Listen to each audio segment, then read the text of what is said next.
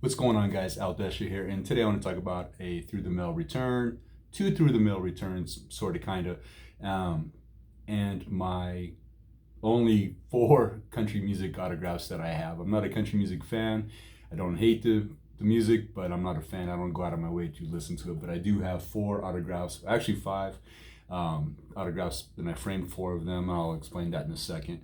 My first return through the mail was from British actor Eddie Arnold. He was recently on Broadway in a play. Oh, I just had the name on the tip of my tongue. I forgot, but it had Tom Hiddleston in it and all that. And I actually got, there was four members of the cast, and I got an autograph from all four of them. It was actually pretty cool. And this was the last one to be returned to me, right there. So that was very cool. So thank you, Mr. Arnold, for that.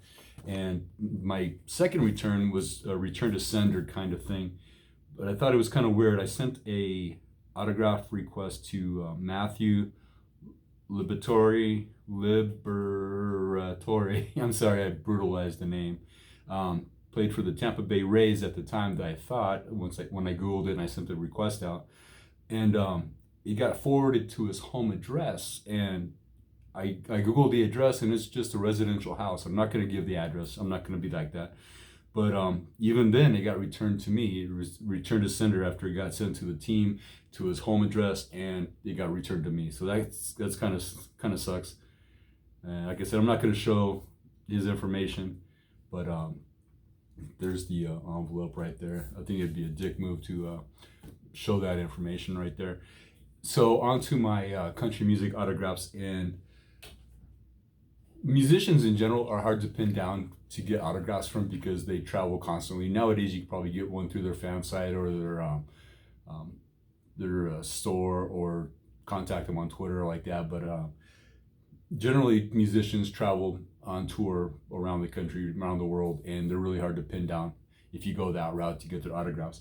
But back in the day when Autograph Collecting magazine was still out, they would give autographs of celebrities that were known to be fan friendly, and you could request through the mail autographs from celebrities of all, actors, musicians, whatever, politicians, whatever it might be.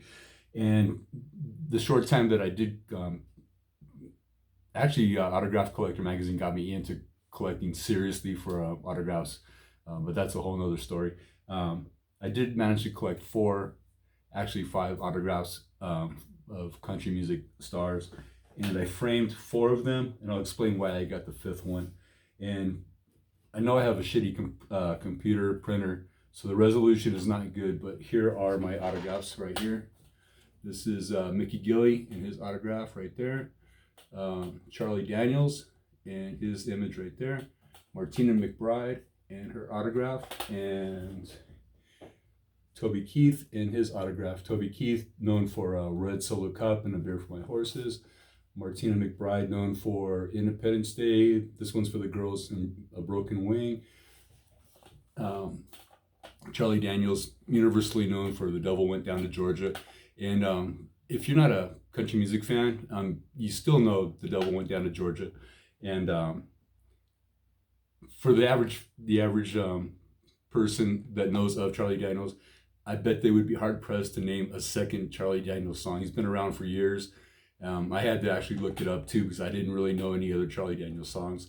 But he does have some good music, definitely. And he's still out there going out on tour and things like that.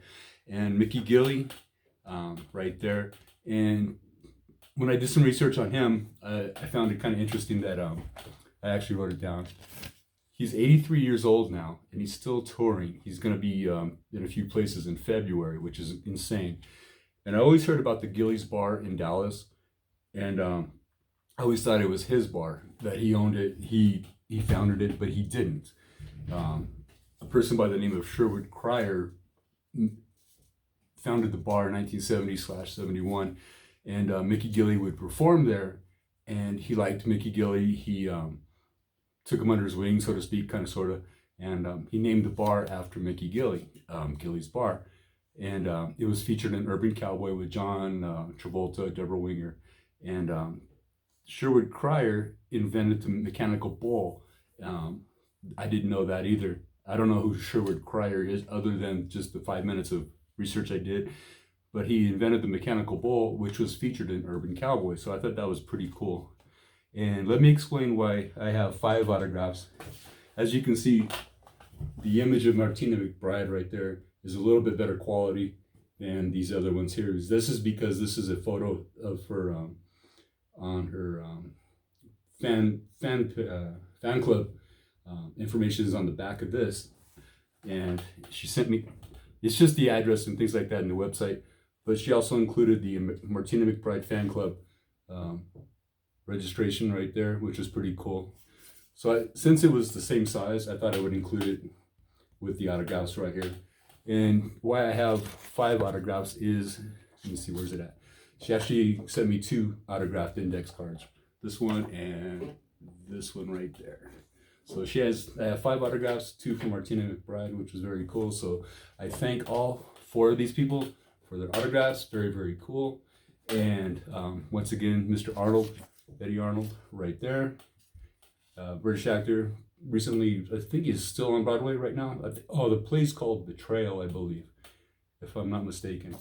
And a forward to an athlete's private residence, and it still got returned to me right here. So that's crazy. So thanks for watching, thanks for hanging out, and I'll be back soon with another video later.